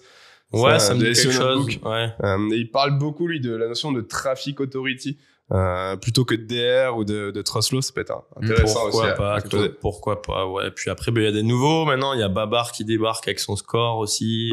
Enfin bon, on va voir comment ça évolue. Après, voilà, les outils Babar, comme d'hab, c'est comme exact. Dédicace à eux aussi, une de plus. Les autres, frère Perronnet, on va peut-être expliquer un peu. Yortezo, moi, je l'utilise sur tous mes frère Perronnet, ils ont créé, un outil qui est Your Text Guru, qui est un incontournable en SEO. En analyse sémantique, en analyse sémantique. Maintenant, ils ont lancé Babartech, qui est leur outil d'analyse. C'est leur boîte, en fait. C'est boîte Babar qui a Your Text Guru et qui a l'outil Babar qui est un peu un Majestic-like, si je peux dire. Du coup, tu retrouves les scores directement sur Your Text Guru quand tu analyses les concurrents. Tout à fait. Ils sont en train de faire de plus en plus du couplage entre les deux, ce qui promet du bon pour l'avenir. Et ce qui est bien sur Your Text Guru, c'est effectivement, c'est non seulement un outil d'analyse et d'opti sémantique, mais ça va être aussi sur le maillage interne, parce qu'il va te faire des propositions de liens en fonction de la cohérence sémantique. Depuis cette page, il est pertinent de lier celle-ci, parce qu'en termes de cohérence sémantique, c'est proche. Et aussi, on le sous-estime, c'est la suggestion de mots-clés. Parce que ça reste une machine learning, et plus on va lui donner de la matière, plus il va utiliser les people personas pour proposer. Et moi, souvent, c'est un des premiers outils que je regarde pour l'analyse de nouveaux mots-clés, tu vois, potentiellement pertinents. Carrément. Je trouve qu'ils sont très bons là-dessus. Donc, maillage, opti et suggestion de mots-clés, franchement, c'est très Et en plus, ils s'améliorent maintenant en marketing, en com et en UX. Et en UX, pour taquiner, ils viennent un peu de loin, moi je trouve, dessus, mais on en a déjà parlé avec Sylvain un petit peu. mais donc c'est cool parce que à l'époque, je trouvais que leurs outils, il était déjà top, mais il était sous-coté et peu utilisé au profit d'autres. C'est clair. Et ils commencent enfin à avoir la place qu'ils méritent, quoi, petit à petit. J'ai fait leur formation Cocon Sémantique aussi. Moi aussi. C'était très sympa. Très bien. Cocon je suis passé par la masterclass, moi, des frères Perronnet. Pour moi, c'est un indispensable à tout SEO qui se respecte, en fait, de passer par là. On là. mettra le lien de la formation. Masterclass des frères Perronnet.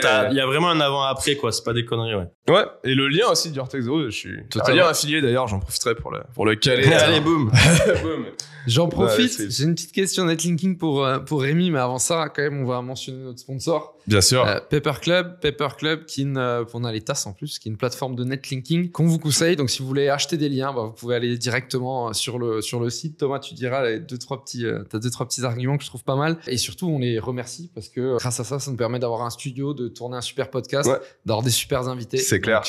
Donc c'est top. Ouais, non, Paper Club, pour ajouter quelques mots, effectivement, ce qui est cool avec cette plateforme, c'est, je trouve, la justesse des prix, sachant qu'il n'y a pas forcément d'accompagnement derrière, que c'est vraiment toi qui vas sur le site. C'est comme si tu allais sur Zalando, hein, tu fais ton shopping, t'ajoutes au panier, et du coup, ce qui fait que il n'y a pas forcément d'accompagnement, pas forcément de monitoring plugué à l'outil, ce qui fait que ça augmente un peu le prix. T'es vraiment sur des prix qui sont plutôt justes, et ce qui est cool, c'est plus pour les stratégies d'internationalisation, où ils ont un gros réseau de sites, je crois plus de 38 000 sites présents dans plein de pays. Et si tu cherches à faire un peu de netlinking à l'étranger, c'est puissant, c'est très sympa. Donc on vous met le code dans la description, moins 30% sur votre premier backlinks avec le code position 0, écrit en chiffres. Du coup, on vous met tout ça dans la description et n'hésitez pas à faire un tour. Exactement, les amis, c'est le nom du podcast, Position 0, donc le code. Vous pouvez pas le rappel. Exactement. Est-ce qu'on passe à la crème de la crème? On passe à la crème de la crème. Suivante, et Qu'est-ce que la crème de la crème? Voilà, je vais expliquer ça et je vais rajouter une petite question qu'on n'avait pas prévue parce que j'ai bien envie de la demander. Là, tu prends la confiance, là. C'est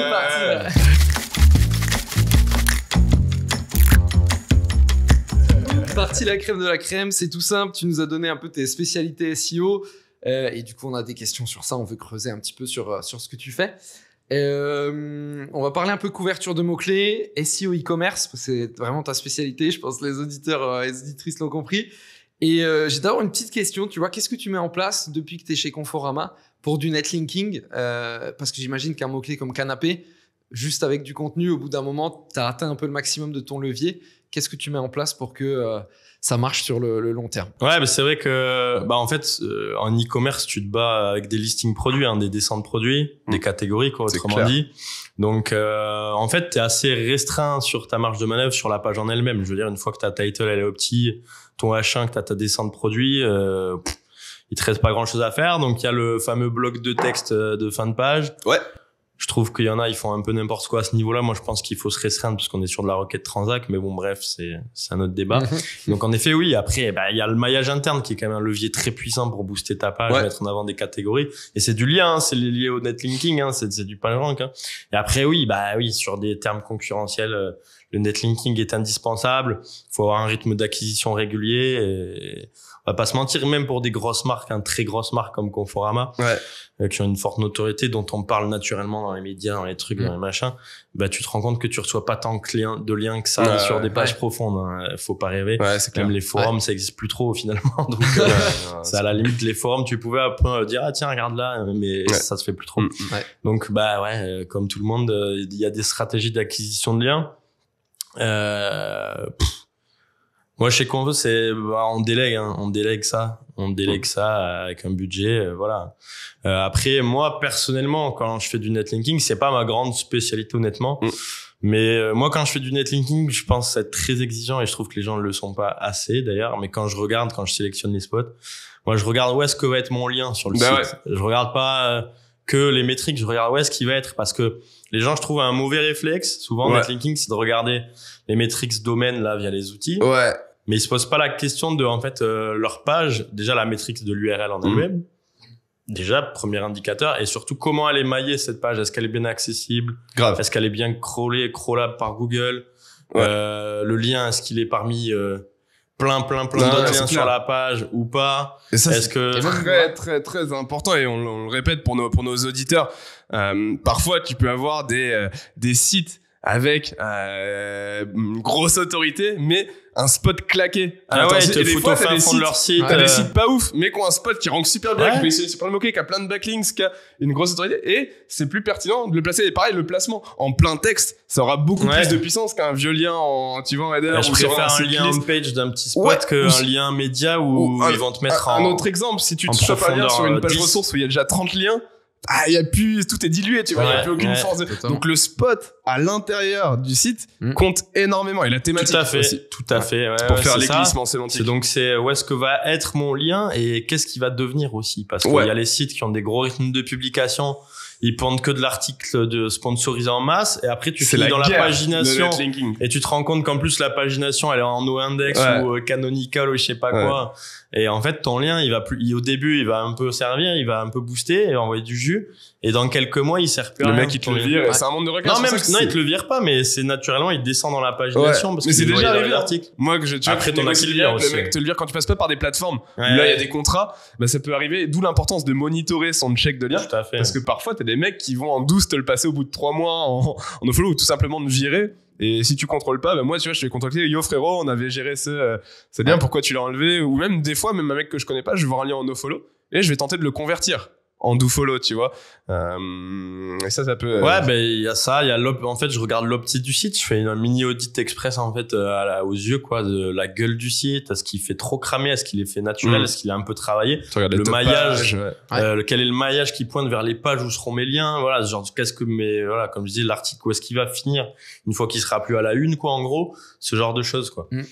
Et puis après, je regarde aussi la tendance du site, quoi, en fait.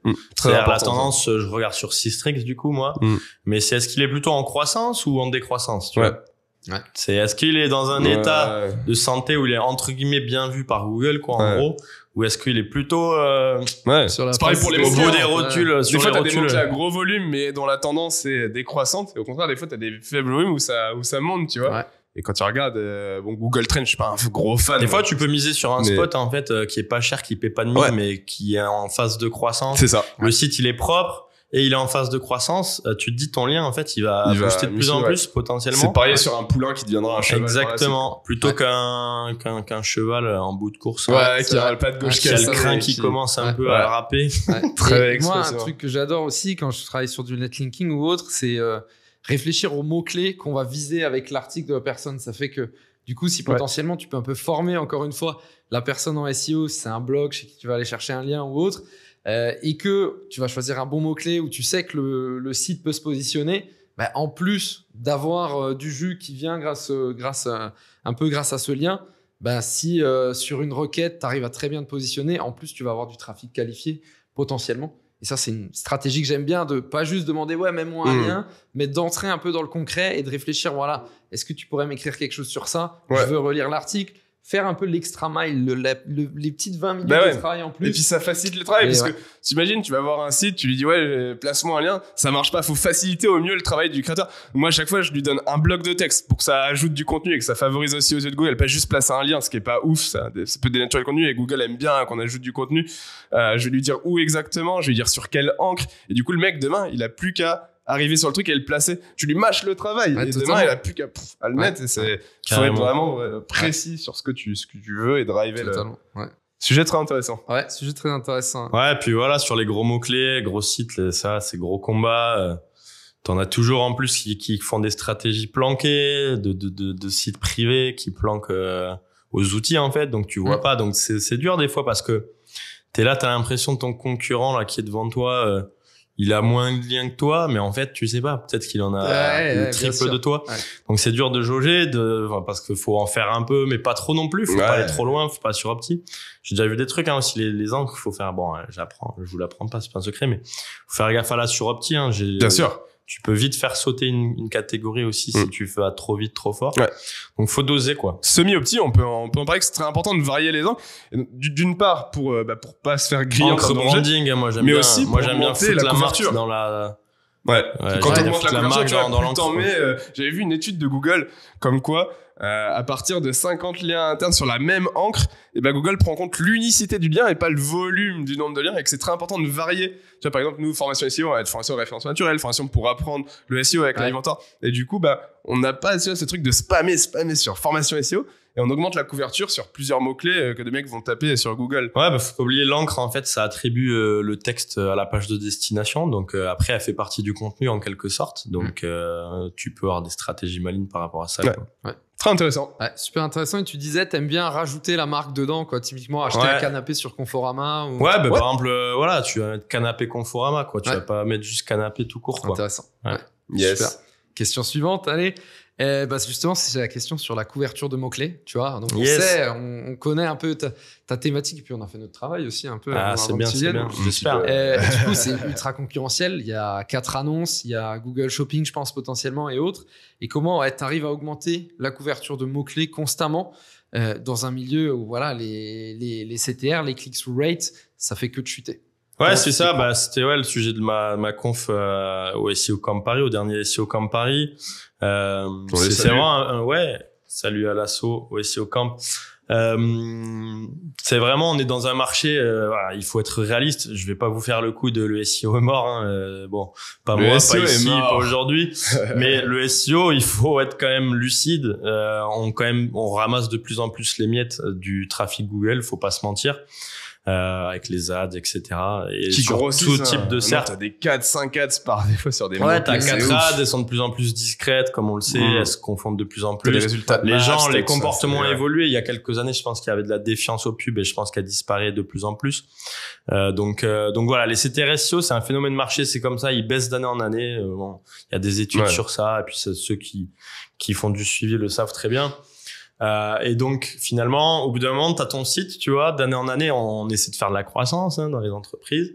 Et t'as ton site, t'as ta segmentation, c'est-à-dire tes catégories. Au bout d'un moment, tu vois, t'atteins tes limites, t'as tes catégories, puis t'as tes filtres que tu peux indexer, certaines facettes indexables, etc. Au bout d'un moment, t'arrives au bout et tu peux pas faire évoluer assez ta segmentation parce que t'as des contraintes métiers, des contraintes avec le commerce, t'as des contraintes de plein de choses, notamment les grosses structures.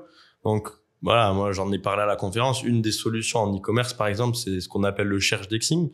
Donc c'est de générer en fait des landing pages, des dessins de produits en se servant des moteurs de recherche interne, de générer à la volée, voilà, des sortes de nouvelles landings optimisées sur un mot-clé qui proposent des produits liés. Bon, ça c'est un truc. Voilà, le search indexing, on n'entend pas beaucoup parler en e-commerce. J'ai essayé de re-mainstreamiser un petit peu ça. Voilà, c'était mon petit partage, parce qu'en fait, paradoxalement, il y a des gens qui posent dans l'e-commerce depuis 10 ans et ils savent même pas en fait que faut le savoir quand même, la majorité du trafic SEO en e-commerce en France, je pense, est généré par le search indexing, quoi. Ouais. C'est ouf, ça. Ouais. C'est discount, c'est Tout je ça, pense, ouais. j'estime que c'est Pas pas loin de Amazon, ça ouais. doit être vers la moitié de leur trafic SEO, enfin Tout ça à l'intérieur. Ouais. Rakuten, c'est une énorme partie de leur trafic, enfin voilà. Ouais.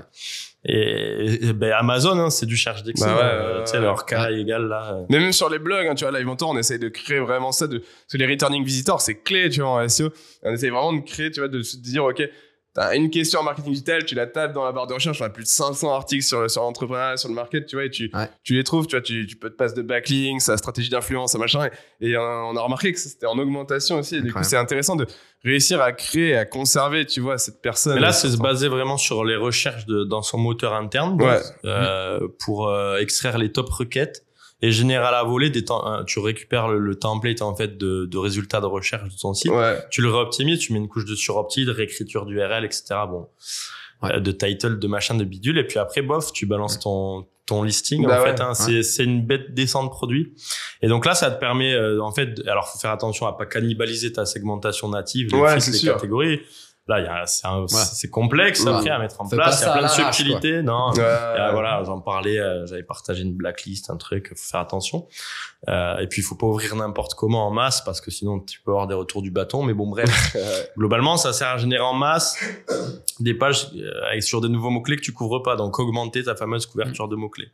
Donc, comme je dis, hein, d'abord, faut commencer par les étapes. Est-ce que je peux créer des nouvelles catégories? Oui, non. Est-ce que je peux ouvrir certains filtres à l'indexation, les filtres intéressants pour faire des combos en fait en catégorie plus couleur, catégorie plus taille, ce genre de choses. Et puis après voilà, tu combles le tout pour attaquer un peu plus de middle tail, long tail. Voilà, ce genre de système, ils sont super intéressants et c'est pas valable que pour l'e-commerce. Tout ce qui est site d'annonce, etc., les SEO et tout, ils l'utilisent énormément.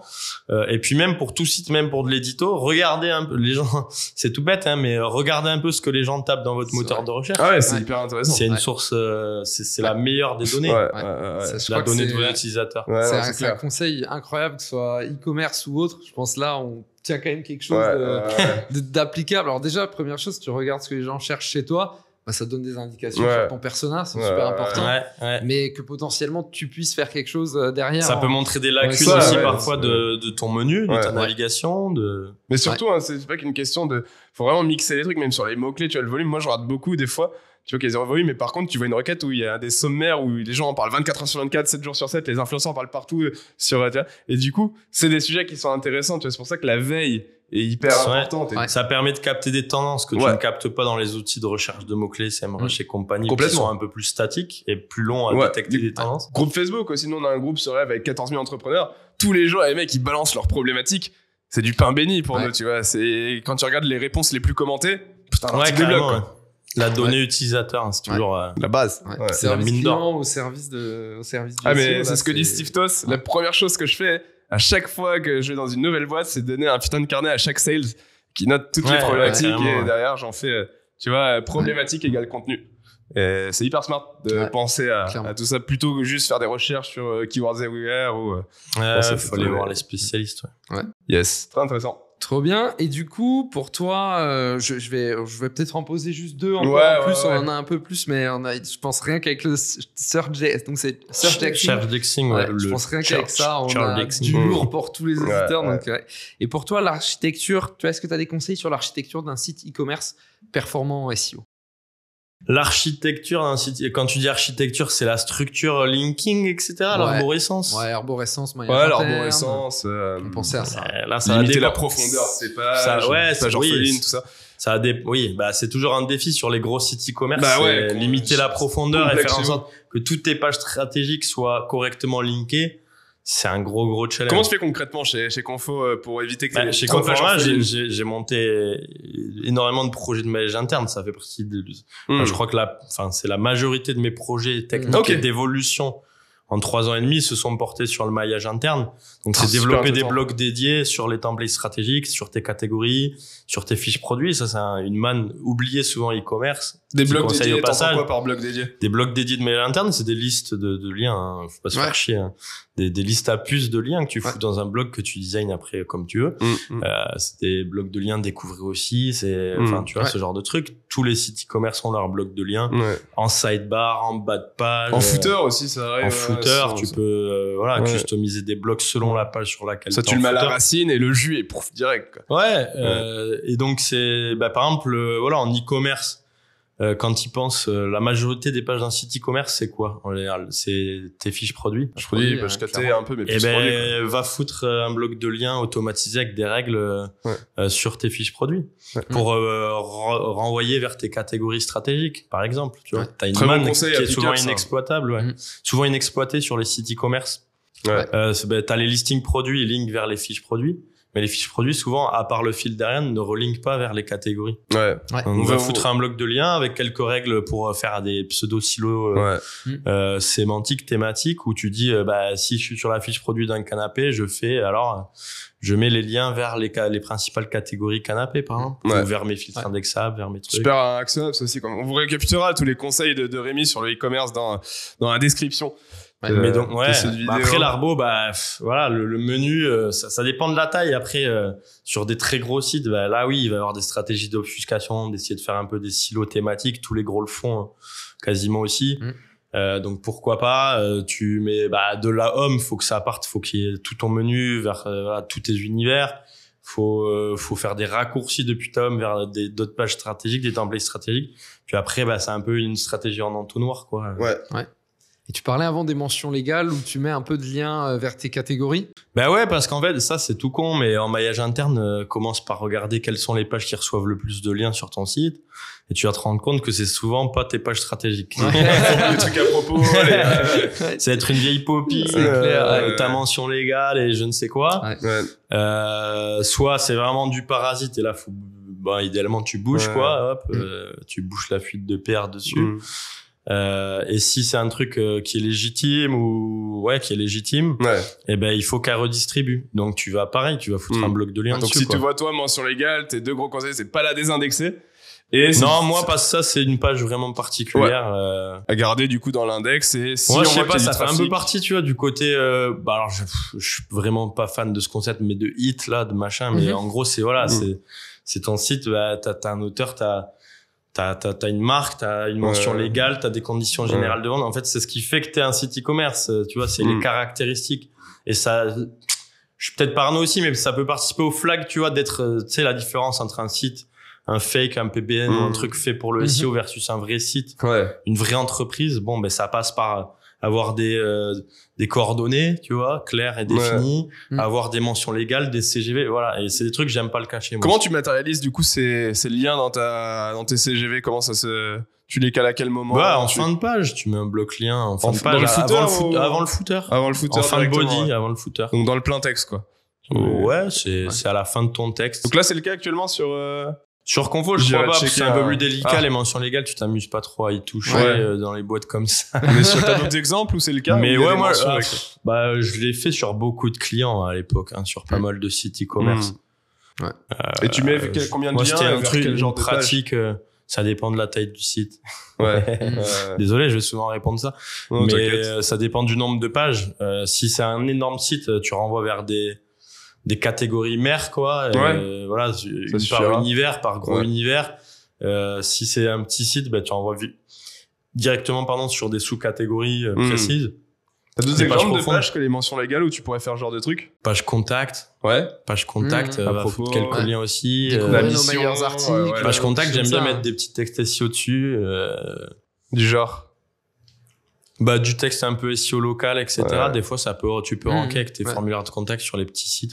Je suis basé à Strasbourg. Et puis tu cales des petits trucs. Et pareil, dans les pages à propos, ça t'arrive de mettre des liens vers tes KT, vers tes main KT. Carrément, bien sûr. Ok. Ouais, de ouf. Ok. Ouais. En fait, toute page qui est, pour le coup, tu fais un Screaming Frog. Il te donne le nombre de liens internes pointant vers chaque page. Tu classes en un clic, tu classes. Tu commences, tu regardes ton top 10 et tu vas foutre des liens vers tes top catégories. Ouais. Hop, feu. Rien que ça. Et tu vas renvoyer du jus, en fait. Tu vas redistribuer vers... C'est vrai qu'on en pense passer. La plupart des gens désindexent ces trucs-là. Ouais. Moi, le no-index, vraiment, j'utilise en cas de dernier recours. Le no-index, j'aime pas du tout. No-follow, no-index, c'est vraiment pas dans mes pratiques. Ouais. Ok. Très intéressant à savoir. Tu le fais pour quoi, par exemple, un no-index? C'est vraiment, en fait, quand t'as un pattern de page, un lot de pages, t'arrives pas à trouver de solution propre, en fait, pour les gérer dans ton maillage ou quoi, et vraiment, t'as pas le choix. Alors, ça m'est arrivé chez Conforama, des pages parasites où t'as pas le choix, faut qu'elles soient là pour les utilisateurs, ou c'est des landings de campagne CRM, de trucs, de machin. Donc là, d'index. Et puis, t'es limité dans les options, tu mets no index, mais même des fois, je suis pas non plus trop de l'avis de dire que toute page inutile, faut la couper, quoi, tu vois. Faut la virer, faut la supprimer. C'est aussi normal, tu vois, un site, il a des pages qui sont pas des pages SEO, quoi. Enfin, tu vois. Il faut pas trop cuter non plus. Ouais, faut pas vouloir non plus aller trop loin. Un site, sa vie, ça a des pages d'animation. Un site e-commerce, il y a des pages d'animation commerciale, des pages qui viennent, qui sont supprimées. Faut faire attention à la proportion, en fait. Tu vois? Mais faut pas avoir peur que, j'ai 100 pages qui servent à rien, qui sont index. Mais on s'en fout, en fait, tu vois. Typiquement, je te donne un exemple. Là, on cible un mot-clé, je sais pas, par exemple, un parcours alumni, un parcours d'élève qui est passé par une formation ou par un produit. T'as une page sur lui, le mot-clé, ok, ça cible son nom et son prénom, on s'en fout un peu d'un point de vue Google, ça, tu le désindexes pas, typiquement. Tu le laisses indexer. Non, pas forcément. C'est la vie d'un site, tu considères que c'est la vie d'un site? Après, c'est une question de proportion. C'est sûr que si on commence à avoir plus de pages plus de mots-clés prénoms que de mots-clés si tu veux avoir plus de pages en fait non stratégiques SEO que de pages stratégiques, là oui, carrément. C'est une question de proportion. Après, si c'est une petite proportion, en gros, ça sert à rien de les désindexer. C'est comme avoir des 300 en interne, des trucs, des liens erronés, des trucs. Faut faire le ménage, faut faire le nettoyage. Mais si t'es qu'à quelques pourcents, c'est bon. Et c'est quand tu commences à dépasser un certain pourcentage qu'il faut s'inquiéter et que ça commence à avoir des impacts réels, que tu vois des corrélations visibilité versus. Mais pareil, d'avoir, tu sais, il y en a, ils deviennent un peu ultra rigides en mode les mecs ils se connectent, le moindre 404 dans les logs de Google. Calmez-vous, calm down les gars, tu vois, c'est un site, ça bouge. Voilà, le web. Donc résultat, no index surcoté un peu. C'est pas surcoté. C'est le cas de le dire. Non, c'est pratique, par exemple sur ta pré-prod, très utile. À ne pas oublier. Ne pas oublier. Et du coup, peut-être une petite dernière question, après on fait le passage sur le grill. Pour toi, tu vois, est-ce que c'est pertinent aujourd'hui? Alors, je pense pertinent, c'est peut-être pas le mot, mais est-ce que tu conseilles d'avoir un blog en e-commerce? Et qu'est-ce que tu conseilles de faire sur ce blog en e-commerce? Alors, avoir un blog en e-commerce, je le conseille que si tu as les moyens d'avoir une vraie strat dessus et du vrai contenu à valeur ajoutée. Voilà. En fait, c'est, ça va paraître un peu bête, mais c'est soit tu le fais bien et à fond et t'investis dessus vraiment, soit tu le fais pas, quoi. Ouais. Si c'est juste pour dire, je mets un article Bien de sûr. temps en temps pour, ça va faire du contenu frais, non, On peut citer un bon exemple. ça Bonne sert Gueule. à rien. Comment? Bonne Gueule dans la vêtement, je sais pas si ça te parle. Ouais, alors je connais de nom, mais j'ai pas leur blog en tête. Mais... Bonne Gueule, tu vois, grâce à leur blog, bah, c'est le plus gros blog de. Et c'était un blog à la mode base, masculine. ils deviennent e-commerce. Ouais, non, c'est pas ça, ils sont nés de leur ça me blog. dit quelque chose. Ils rankent sur des chino-hommes, et en fait, ils ont du contenu hyper détaillé sur chaque. Mais c'était un sur magazine chaque avant vêtement, tout, ouais, en c'est fait. c'est des C'est le pros, c'est des contraire, passionnés. Et on Ça. les connaît très bien, les deux fondateurs Ouais. chez Live. Et Benoît, ouais, c'est un fou, Chouette, passionné du vêtement. Et leur Ouais. blog est juste génial, quoi. Ils rankent sur mode masculine, sur chino-homme, sur. Et c'est très, très quali dans leur blog, tu vois. Faut avoir des stratégies particulières pour son blog. Faut pas publier pour publier, sinon Faut ça avoir un sert blog à de rien. passionnés un peu niché. Faut une vraie stratégie SEO dédiée édito à ça. Et puis après, en e-commerce, le blog, là où il a son utilité, c'est qu'il peut permettre d'être une zone d'expression, de création de contenu sur des thématiques et de couvrir des requêtes édito que tu ne peux pas couvrir avec la partie commerce. Comme je disais, t'es assez limité en e-commerce. Au bout d'un moment, t'as tes fiches produits, t'as tes catégories, t'as pas grand-chose d'autre. Moi, je suis pas fan de mettre des tartines sur des pages transactionnelles, en fait. Donc, au bout d'un moment, t'as d'autres zones d'expression. Et il faut les relier entre elles. Voilà. Ouais. Ouais. Très intéressant. Et je pense, ouais, un point à retenir, c'est que finalement, et c'est ça le SEO, c'est de l'arbitrage, en fait, c'est prendre une décision par rapport au temps et à Prioriser, l'argent que tu as. ouais. Ouais. Et typiquement, effectivement, si tu veux faire un blog et que tu veux mettre des articles qui valent rien dessus, Ouais. bah, autant mettre ton budget, peut-être Bah ouais, c'était ailleurs. un e-commerce en netlinking ou Tout à fait. autre tout encore. à fait, hein. ouais. Donc, ouais, c'est. Non, le blog, pour faire c'est bien. faites-le si vous avez les moyens de le faire, quoi. Mais Grave. de le faire bien. Ouais, Ouais. c'est clair. Ouais, franchement, c'était super. Je trouve ça a donné des conseils qui étaient très différents de ce qu'on va entendre, même des termes, je pense qu'on voit presque pas. Donc, franchement, merci beaucoup, Rémi. C'était super. Merci. Et puis, on a vécu un bon moment. On a vécu un bon moment, sauf quand quand il a commencé à parler de chocolatier et de trucs bizarres, mais on le coupera la prochaine Voilà, fois. on coupera. Ouais, avec plaisir, les gars. Merci à vous pour l'invitation. Format très sympa de podcast. C'était top. Bah, merci, Trop Tom, cool. aussi. Bah Et ouais. puis, on se retrouve très vite avec les auditeurs pour le prochain podcast. À très vite. Merci, Ciao. les gars. Ciao, ciao.